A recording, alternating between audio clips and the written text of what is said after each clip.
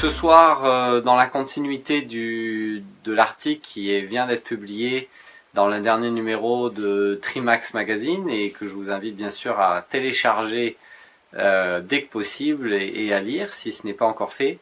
Donc voilà, dans la continuité de cet article, on va ce soir parler de compléments nutritionnels pour le triathlon, pour le sport en général. Et je vais faire un petit panorama rapide des compléments nutritionnels utiles et bien sûr ceux dont je ne parlerai pas me semblent nettement moins utiles, pour ne pas dire inutiles, voire même dangereux. Donc effectivement, les compléments nutritionnels, c'est quelque chose qui est très en vogue depuis quelques années dans l'univers du sport, en particulier dans l'univers du sport d'endurance. C'est vrai que donc c'est un marché qui est en pleine croissance, qui aujourd'hui comprend d'innombrables acteurs qui proposent tous des produits plus intéressants les uns que les autres. Donc il y a effectivement beaucoup de marketing derrière tout ça. Ce qu'il faut retenir, c'est que un complément nutritionnel, comme son nom l'indique, il doit venir en complément de la nutrition. Donc il ne peut pas se substituer à une alimentation équilibrée, à une alimentation adaptée aux besoins du sportif. Et il va donc venir en complément pour soutenir, notamment dans le cas des sportifs, soutenir un organisme qui est soumis à une charge d'entraînement potentiellement assez importante. Et des contraintes générales sur l'organisme qui font que il peut avoir une utilité. Donc il faut bien garder ça en mémoire. Dans la multitude des compléments qui sont proposés sur le marché, l'utilisation de tel ou tel complément ne doit être envisagée qu'en complément d'une alimentation équilibrée. Donc le point de départ, c'est déjà, avant même de songer à utiliser des compléments, c'est déjà se poser la question de l'équilibre, de son équilibre alimentaire. Et je vous invite bien entendu tous à réfléchir à cette question. Est-ce que mon alimentation est adaptée à mes besoins? Si vous pensez que la réponse est non, il ne faut pas hésiter à consulter un spécialiste de la diététique ou de la nutrition sportive. Il ne faut pas hésiter à vous documenter, donc en lisant des articles, en lisant des livres, voilà, parce que c'est quelque chose de très important. Comme le disait Hippocrate, le père de la médecine moderne, l'aliment est notre première médecine. Donc effectivement, la santé, la forme, la performance, ça commence bien sûr par l'entraînement, mais c'est aussi très lié à ce que l'on va consommer chaque jour. Alors dans les compléments alimentaires, on va faire un petit rappel. Déjà, pour moi, il y a deux types de compléments. Il y a les compléments, je dirais, à visée énergétique, que l'on va utiliser pendant l'entraînement pour, subvenir aux besoins énergétiques de l'organisme pendant l'effort. Effectivement, c'est tous les compléments qui permettent d'apporter de l'énergie, notamment du sucre, lors d'efforts soutenus, que ce soit à l'entraînement ou en compétition. Donc dans ces compléments, il y a effectivement les boissons énergétiques, les bars, les gels, tout ce genre de choses. Donc il y a une offre assez pléthorique sur le marché. Je ne vais pas trop m'appesantir là-dessus parce que aujourd'hui, je pense que tout le monde est conscient que lorsqu'on fait un triathlon longue distance, sans s'alimenter, ça peut quand même être assez compliqué. Maintenant, ça fera l'objet d'un prochain article et d'un prochain live sur ce thème bien précis. Que doit-on absorber, en termes de nutrition pendant l'effort?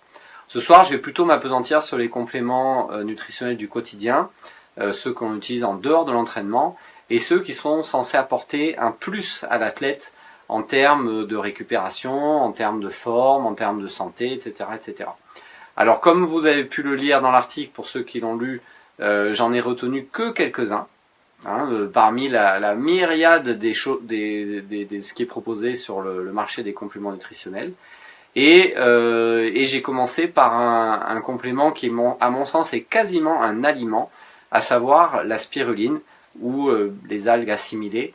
Voilà, la spiruline c'est une algue qui se développe dans l'eau en présence d'oxygène, en présence de lumière, et c'est une algue extrêmement vivace qui peut se développer très vite si les conditions environnementales sont propices, à savoir du soleil, de la chaleur, une eau de bonne qualité. Cette algue, une fois qu'elle est récoltée, qu'elle est séchée, qu'elle est, je dirais, légèrement transformée en comprimé, en paillettes, en poudre, elle va pouvoir être utilisée, je dirais, par les sportifs, un petit peu comme un engrais. Donc moi j'appelle ça l'engrais du triathlète, la spiruline, parce que ça va apporter une multitude de minéraux, de vitamines, d'acides aminés, d'acides gras, tout ça contribuant un petit peu à soutenir l'organisme dans des phases d'entraînement un peu poussées, comme maintenant, puisque là on se rapproche petit à petit de la saison et les charges d'entraînement augmentent un peu. Ça peut être effectivement le bon moment pour faire une cure de spiruline. Donc voilà, ça on est à la frontière entre compléments aliments.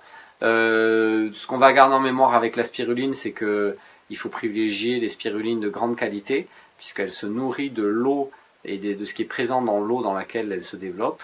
Il faut impérativement que l'eau soit pure. Donc je vous invite à privilégier des spirulines dont vous connaissez bien la traçabilité dont vous êtes sûr de la qualité. On va éviter les spirulines exotiques qui sont les spirulines low cost dont on ne sait pas trop d'où elles viennent, et privilégier les spirulines peut-être produites en France par des producteurs que vous pouvez aller visiter et rencontrer. Voilà, nous chez WTS on distribue une spiruline varoise produite en France et une spiruline de qualité. Donc voilà, la quantité recommandée pour la spiruline, c'est, on va dire, de l'ordre de 5 grammes par jour. Voilà, dans les périodes d'entraînement, pas à peine d'en surconsommer. En théorie, ça doit, pour une majorité d'athlètes, apporter un petit plus en termes d'énergie, de forme et surtout de récupération. Voilà, à tester bien entendu, puisque tout ce que je peux dire est valable pour, je dirais, une majorité d'athlètes, mais il peut y avoir des petits problématiques personnelles, et comme souvent l'alimentation, ça doit être individualisé.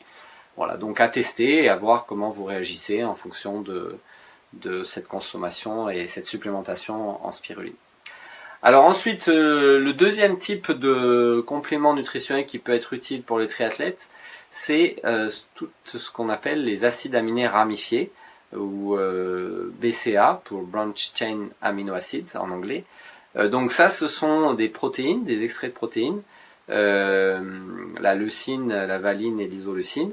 Donc c'est 3 acides aminés essentiels que l'on trouve non pas difficilement, mais pas forcément en grande quantité dans l'alimentation protéique habituelle, la viande, les œufs, etc. Et qui, pris en complément, peuvent aider à la récupération post-effort, d'endurance, en soutenant le muscle dans sa synthèse musculaire, surtout si vous faites des entraînements qui sont éprouvants musculairement. Je pense à des grosses séances de course à pied, des séances de natation avec du renforcement musculaire, etc. etc. Donc ces acides aminés ramifiés, ça se présente généralement sous forme de gélules, voire de poudre, c'est souvent, pour ne pas dire toujours, tiré de produits laitiers, donc généralement du petit lait. Voilà, c'est à prendre en dose, je dirais, raisonnable, à partir du moment où il y a une fatigue musculaire et voilà, des courbatures, des tensions musculaires, une charge d'entraînement importante, et plutôt après l'entraînement. Ça peut aussi servir un peu avant des entraînements intenses pour un petit peu assurer des niveaux élevés. Pendant l'effort, c'est beaucoup moins évident que ce soit utile. Donc on va surtout garder ce genre de compléments en récupération. Alors on peut aussi retrouver ces acides aminés ramifiés dans les boissons de récupération qui associent souvent des glucides et des protéines. Donc c'est des poudres à diluer qu'on va absorber dans les minutes qui suivent à la fin d'une séance d'entraînement pour optimiser la récupération post-effort en refaisant rapidement les stocks de glycogène et en soutenant la synthèse musculaire grâce à ce complément en acide aminé ramifié.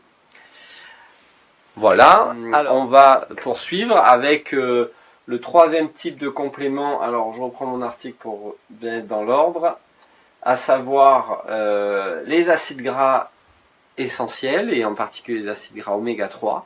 Donc alors ces acides gras sont des acides gras qui sont particulièrement importants pour l'organisme, notamment pour la fabrication de certaines hormones, de certains neurotransmetteurs, pour la synthèse cellulaire, puisque les membranes cellulaires dans les muscles, dans les nerfs, dans la peau sont toujours ont pour constituant des acides gras essentiels. Donc l'alimentation du triathlète doit impérativement couvrir ses besoins en acides gras essentiels, notamment de la lignée oméga 3, dont vous avez déjà entendu parler très certainement. Et bien sûr, la priorité, c'est d'essayer de les couvrir via l'alimentation, en mangeant régulièrement des poissons gras, comme des sardines, du maquereau, du saumon, si possible bio, etc., etc. Donc tous ces poissons gras vont vous apporter des acides gras oméga 3 pour, je dirais, subvenir aux besoins de votre organisme. Et puis vous avez aussi ce type d'acide gras essentiel qui va être présent dans les oléagineux, notamment les noix, certaines graines comme les graines de lin, et bien sûr certains végétaux comme la mâche, etc. Donc la base, comme je l'ai évoqué tout à l'heure en introduction, c'est de couvrir les besoins par je dirais, ce que vous consommez en termes d'alimentation. Et puis, bien entendu, ça peut aussi être fait je dirais, par un apport sous forme de gélules, de compléments, donc des gélules d'huile de poisson généralement, l'huile de foie de morue de nos grands-mères, pour, je dirais, couvrir vos besoins en phase d'entraînement intense, en phase d'entraînement d'altitude, etc., etc. Alors, comme souvent, c'est la dose qui fait le poison, j'aime bien répéter cette phrase, et effectivement, rien ne sert de se suralimenter en oméga 3, puisque si vous consommez une quantité excessive d'acides gras oméga 3, vous allez potentiellement avoir des effets secondaires indésirables, voire ça va annuler une partie des effets positifs attendus. Donc il vaut mieux prendre des petites doses quotidiennement que des doses plus massives en se disant de toute façon ça ne pourra pas faire de mal. Voilà, donc il y a un équilibre à respecter, notamment entre les oméga 3 et les oméga 6, une autre famille d'acides gras essentiels, et le ratio est de 1 pour 5, et si on n'est pas dans ce ratio-là, on a des effets indésirables. Voilà, et donc on se retrouve dans une situation où ce qui devait être bénéfique pour l'organisme l'est beaucoup moins. Donc comme tout souvent, soyez modérés, privilégiez les petites doses et la régularité. Voilà, donc c'était la troisième catégorie de compléments intéressants.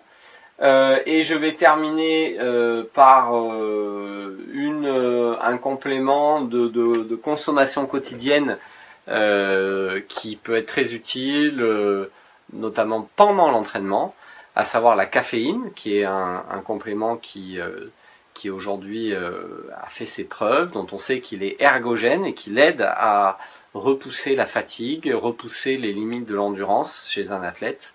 Et donc effectivement, là on est plus dans le complément utile pendant le sport, mais effectivement la caféine consommée en amont d'un effort d'endurance, que ce soit un entraînement ou une compétition, consomme aussi pendant l'effort, peut permettre de repousser la fatigue par différents mécanismes, des mécanismes métaboliques, l'utilisation des lipides par exemple, mais aussi des facteurs plus nerveux sur la transmission neuromusculaire, etc.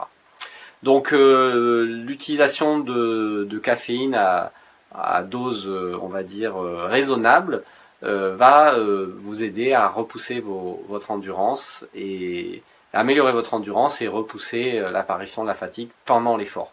Voilà, donc très concrètement, 1 ou 2 expressos avant le départ et pendant l'effort, consommer à intervalles réguliers, donc ça peut être toutes les 2 heures, une barre ou un gel qui va vous apporter de la caféine pendant l'effort. Comme toujours, on va tester pendant l'entraînement ou pendant une compétition de préparation ce type de procédé pour s'assurer que ça n'a pas d'effet secondaire indésirable et que ça apporte réellement un plus. Voilà. Donc, je redresse ma caméra. Aujourd'hui, j'ai des petits problèmes techniques. Voilà. Hop. Désolé. Aujourd'hui, la perche s'est cassée, donc il va falloir la réparer. C'est les aléas du direct. Donc voilà, voilà un peu le topo sur les 4 compléments alimentaires qui me semblent particulièrement intéressants pour les triathlètes. Je dirais qu'ensuite, voilà, la vitamine C, les cocktails multivitamines, les compléments qui aident à perdre du poids, de la masse grasse, les compléments qui vous promettent monts et merveilles. Je dirais que il faut savoir être prudent, méfiant, parce que ce sont bien souvent des compléments qui peuvent être, je dirais, soit dans le meilleur des cas inutiles et dans le pire des cas dangereux. Alors, je suis désolé, mais ça bug aujourd'hui. Et donc, effectivement,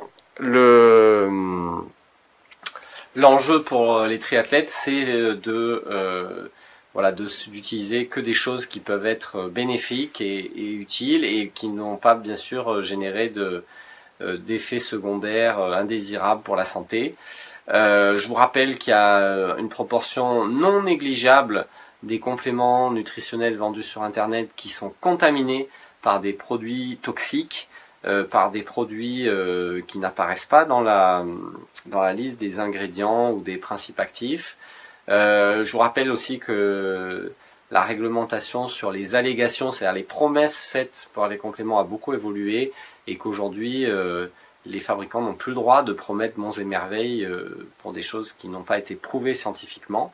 Donc voilà, fiez-vous aux bonnes marques, fiez-vous notamment aux marques françaises, n'achetez pas sur internet des choses exotiques et voilà, et gardez en mémoire que bien souvent il vaut mieux consacrer un peu plus d'argent à son entraînement, à faire un bilan nutritionnel, à acheter des aliments de qualité au quotidien plutôt que des compléments qui peuvent être dans le meilleur des cas inutiles et dans le pire des cas dangereux.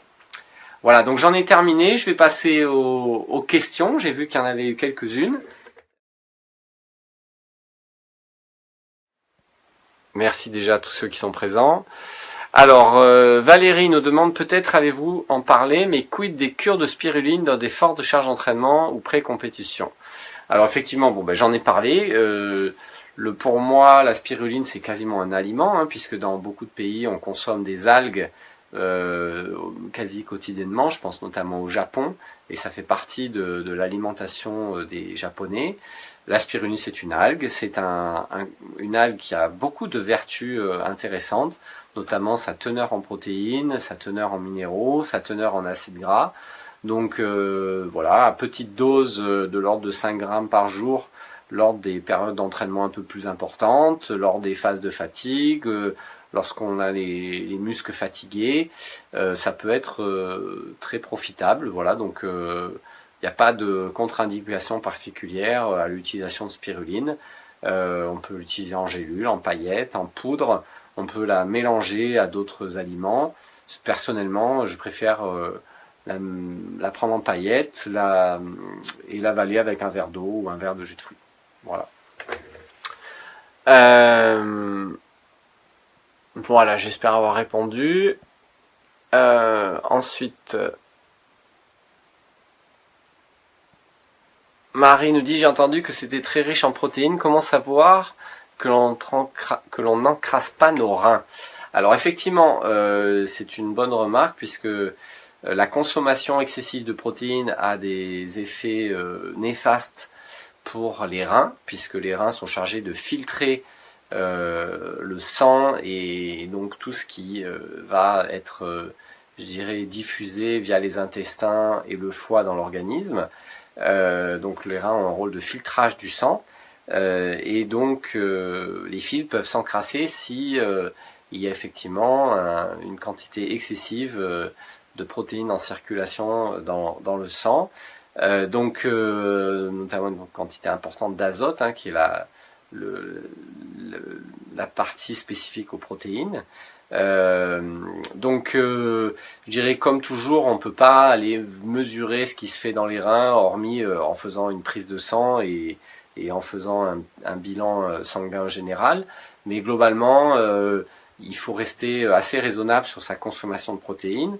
Aujourd'hui, la tendance les recommandations plutôt chez des sportifs qui s'entraînent régulièrement, sportifs adultes, c'est de l'ordre de 1,4 à 1,8 grammes par kilo de poids corporel et par jour de protéines, 2 grands maximum. Hein, lorsque l'on fait 70 kg, on ne doit pas consommer plus de 130-140 grammes de protéines pures par jour. Tout en sachant que grosso modo dans un steak vous avez 20-25 grammes de protéines. Vous voyez qu'il faut quand même manger des quantités assez importantes de viande, d'œufs ou de poudre de protéines pour dépasser ces taux-là. Néanmoins, les fabricants nous incitent un peu à surconsommer ce genre de choses. Il faut faire attention de bien évaluer ses besoins, de bien évaluer sa consommation pour pas être dans l'excès. Et c'est vrai qu'avant de faire un excès avec de la spiruline, il faut vraiment en consommer de grandes quantités et c'est pas forcément recommandé. Donc avec la spiruline, il n'y a pas trop de risque. Après, avec les compléments protéinés type Gainer, Whey Protein et autres, ceux que vous allez trouver dans les magasins de sport, dans les salles de musculation, là il faut être un petit peu plus vigilant et bien quantifier ses besoins en poudre par rapport à son alimentation aussi au quotidien. Alors, on poursuit les questions. Alors, que pensez-vous de l'Argi+? Alors, l'Argi+, j'imagine que c'est un produit à base d'arginine. L'arginine, c'est un acide aminé, une protéine, et si c'est bien ce à quoi je pense. Et l'arginine a des effets un petit peu anti-fatigue, détoxifiants. Donc c'est préconisé un peu dans les phases un peu de fatigue, d'asthénie. Je pense pas que ça ait une utilité majeure pour le sportif, pour le triathlète en bonne santé. Maintenant, c'est vrai que dans certains cas de figure, grosse fatigue, à voir avec votre médecin, mais ça peut être utile de faire une cure d'arginine. Voilà. Mais à voir avec votre médecin dans ce cas précis. Alors, bonsoir, merci pour ce live. Si vous deviez retenir 3 compléments nutritionnels pour un entraînement multisport et sur toute l'année, quels seraient-ils? Alors c'est ce qui est dans l'article, hein, c'est ce que j'ai évoqué. Je retiendrai la spiruline, je retiendrai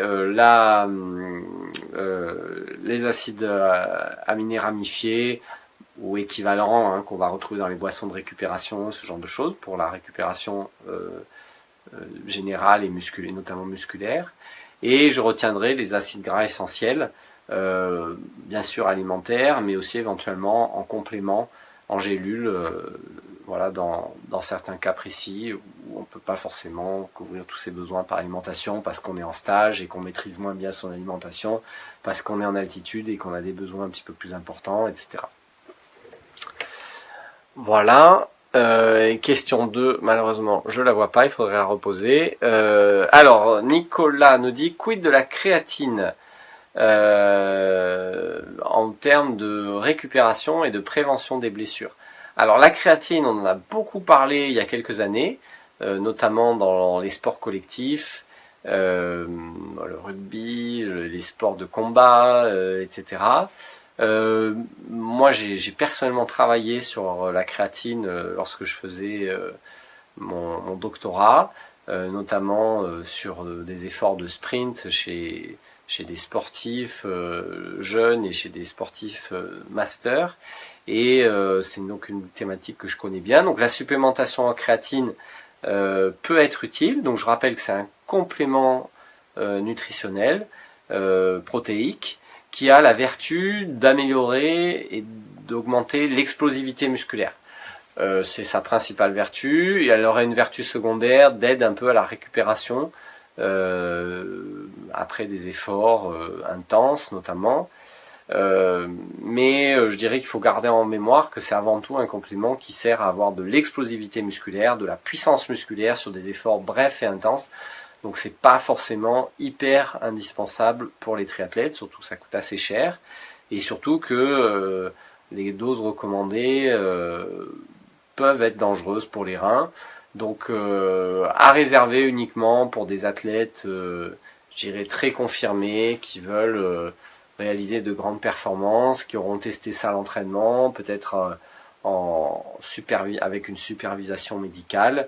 Voilà, donc ça peut être utile dans certains cas précis, notamment dans du sport de haut niveau, sur peut-être des enchaînements de courses ou des efforts intenses. Voilà, à voir.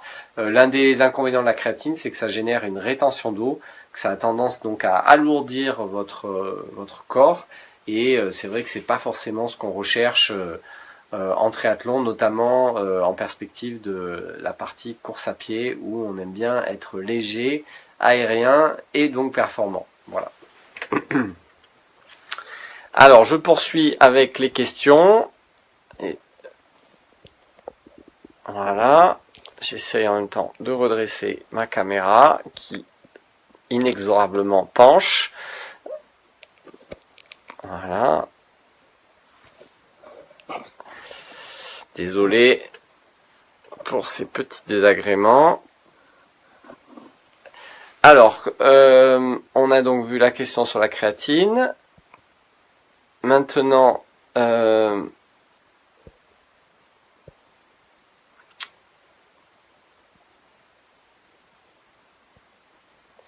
alors, Carole nous demande, que pensez-vous? Y a-t-il vraiment des études montrant les effets positifs de la spiruline? Alors écoutez, comme j'ai dit tout à l'heure, la spiruline c'est plus un aliment qu'un complément.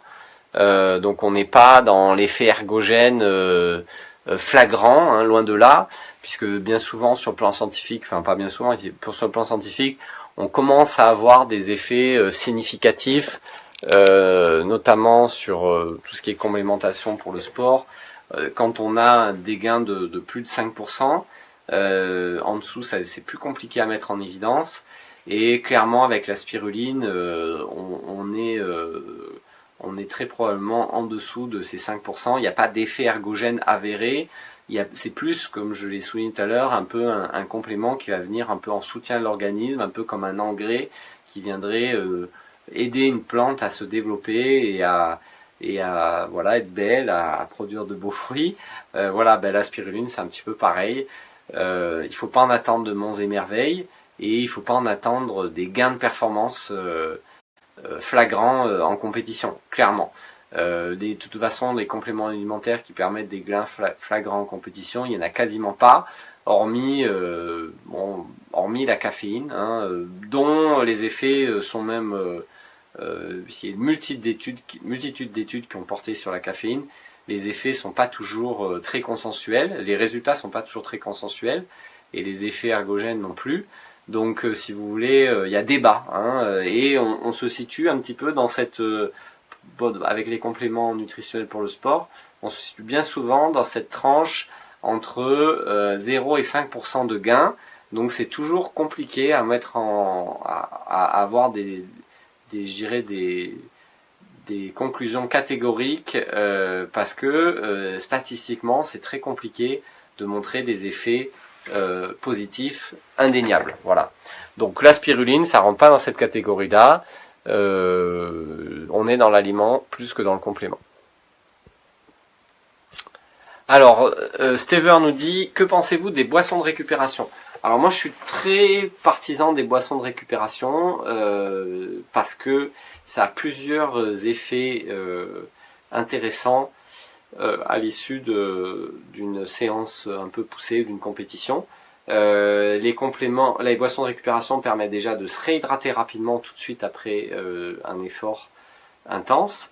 Les boissons de récupération permettent d'apporter tout de suite, sous une forme extrêmement facile à assimiler, des glucides pour, je dirais, refaire les réserves de glycogène musculaire et hépatique. Donc l'effet est très rapide et c'est ce qu'on recherche en récupération.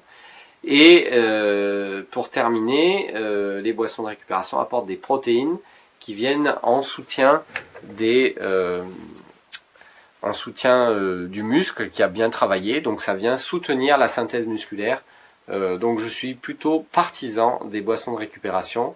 Voilà, il faut trouver celle qui vous convient bien, mais il y a une vraie utilité selon moi à utiliser une boisson de récupération à l'issue d'une séance d'entraînement un peu intense. Alors, on va terminer par une ou deux questions. Alors, est-ce que les réponses sont identiques selon que on s'adresse à un homme ou une femme pour les 3 compléments à retenir? Alors, pour ceux que j'ai évoqués, oui, dans des posologies qui peuvent être très légèrement différentes, mais là, c'est difficile de donner des conseils personnalisés sans avoir la personne en face, sans connaître ni son poids, ni sa taille, ni son âge. Mais il peut y avoir des petites subtilités dans la posologie des compléments. Par contre, il y en a un complément, enfin un nutriment dont je n'ai pas parlé, mais qui est particulièrement important chez les femmes, c'est le fer, puisque les athlètes féminines, de par leur physiologie féminine, vont avoir des pertes de fer un peu plus importantes que les hommes, et donc il est fondamental chez les athlètes féminines de surveiller le taux de fer, et notamment la ferritine, pour s'assurer que à l'approche de la période de compétition, les taux de fer sont suffisants. Et si effectivement le médecin constate que les stocks sont insuffisants, qu'il y a un début d'anémie, effectivement une complémentation peut être utile. Mais là je vous invite à bien entendu à voir avec le médecin traitant, puisque c'est lui qui va être le plus à même, de par ses compétences, à répondre à ce genre de questions et de problématiques. Allez, une dernière question. Que pensez-vous de la glutamine et des produits stimulants basés sur le malate de citrulline? Alors là voilà, ça fait partie, là on rentre dans les choses un petit peu plus techniques. Donc la glutamine, c'est là encore un acide aminé qui a des vertus intéressantes en termes de régénération des cellules intestinales, et donc qui vient en soutien du système immunitaire dans les phases d'entraînement particulièrement importantes. Donc effectivement, dans le sport de haut niveau, lors des charges d'entraînement maximales qui peuvent être réalisées par des athlètes de haut niveau, une supplémentation en glutamine peut être utile pour soutenir le système immunitaire via la membrane digestive, qui a un rôle fondamental dans l'immunité. Voilà, donc c'est le principal intérêt de la glutamine, à réserver aux charges d'entraînement très importantes, et pour éviter de tomber malade et soutenir son système immunitaire. Pour ce qui est du malate de citrulline, donc ça existe depuis longtemps, c'est un activateur du cycle de Krebs, donc le cycle qui permet de fournir de l'énergie par voie aérobie. Donc ça, alors là honnêtement, j'ai pas fait le point récemment sur le malate de citrulline, mais ça aurait des effets, je dirais, détoxifiants. Ça peut aider un peu à la performance. Maintenant, voilà, je vais botter un peu en touche parce que je n'ai pas récemment fait le point sur la littérature scientifique sur le malate de citrulline, mais c'est vrai que sous des formes un peu plus médicamenteuses que Stimium, c'est recommandé dans des phases d'asthénie, de fatigue. C'est un petit peu comme l'arginine en fait, hein, en tout cas sur la philosophie d'utilisation. C'est pour un petit peu booster l'organisme dans des phases où on est fatigué, où on n'est pas en forme, voilà, par des effets un petit peu activateurs du cycle de Krebs, donc activateurs des voies métaboliques. Voilà, j'espère avoir répondu à la question. Donc bah écoutez, on va terminer là-dessus sur ce second live 2018 sur les compléments. Je vous remercie à tous pour votre participation, pour vos questions.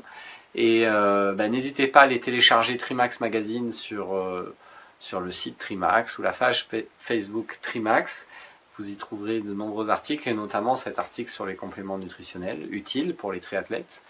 Et puis si vous voulez aller un peu plus loin dans votre préparation, qu'elle soit nutritionnelle, qu'elle soit liée à votre entraînement ou même les deux, n'hésitez pas à aller sur wts.fr pour voir un petit peu voilà, ce que l'on peut vous proposer en termes de plan d'entraînement personnalisé, de bilan nutritionnel et d'aide globalement à la préparation de vos prochains objectifs. Voilà, depuis maintenant 2002, on accompagne des centaines de sportifs vers leurs objectifs et ça se passe dans la majorité des cas très très bien avec des belles progressions et de beaux pics de forme le jour J.